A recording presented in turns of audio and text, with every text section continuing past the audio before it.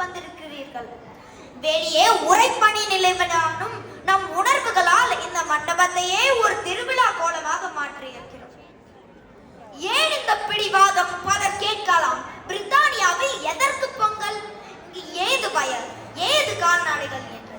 அவர்களுக்கு சொல்ல வேண்டிய பதில் ஒன்றுதான்.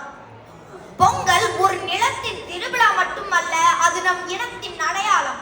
இங்கே நம் மாணவர்களாக, மருத்துவர்களாக, பொறியாளர்களாக, மென்பொருள் வல்லுநர்களாகவும் இருக்கலாம்.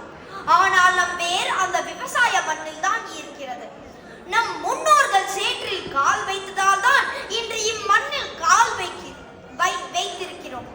அந்த நன்றியை மறக்காமல் இருப்பதுதான் இந்த விழாவின் நோக்கம். பொங்கல் இது ஒரு மனிதநேய பண்டிகை. உழைப்புக்கும் இயற்கைக்கும் நன்றி சொல்வது, பகிர்ந்து கொள்வது. இந்த மதிப்புகள் எந்த நாட்டுக்கும் எந்த காலத்திற்கும் பொருந்தும். அதனால்தான் பொங்கல் ஒரு உலகளாவிய பண்டிகை.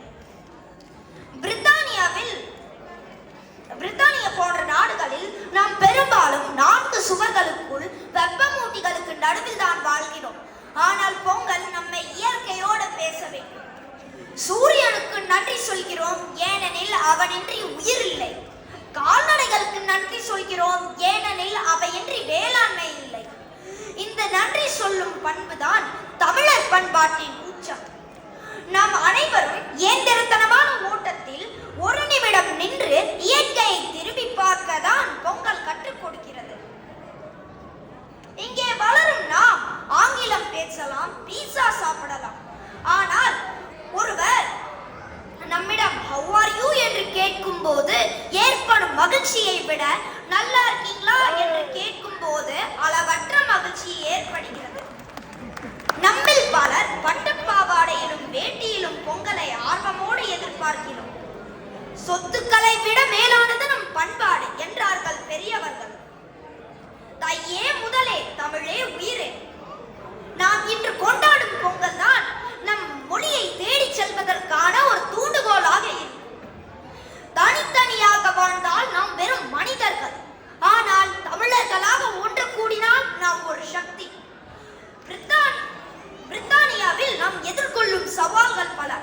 வேலைப்பளு, வீட்டு நினைப்பு, தனிமை, இவை அனைத்திற்குமான மருந்து நம் கலாச்சார கூடல்கள் தான். பிரித்தானியா ஒரு பன்முகத்தன்மை கொண்ட நாடு.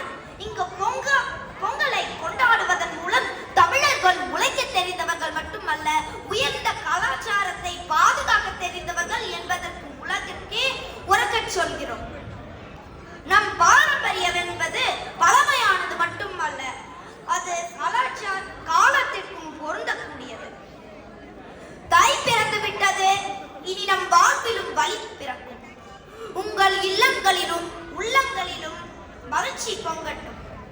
பொங்கல் பொங்குவது போல உங்கள் வாழ்விலும் வெற்றியும் ஆரோக்கியமும் செல்வமும் பொங்கி வழியட்டும். யாதும் ஊரே யாவரும் கேளு என்று உலகிற்கு சொன்னோம். தைப்பொங்கல் திருநாள் உலகிற்கு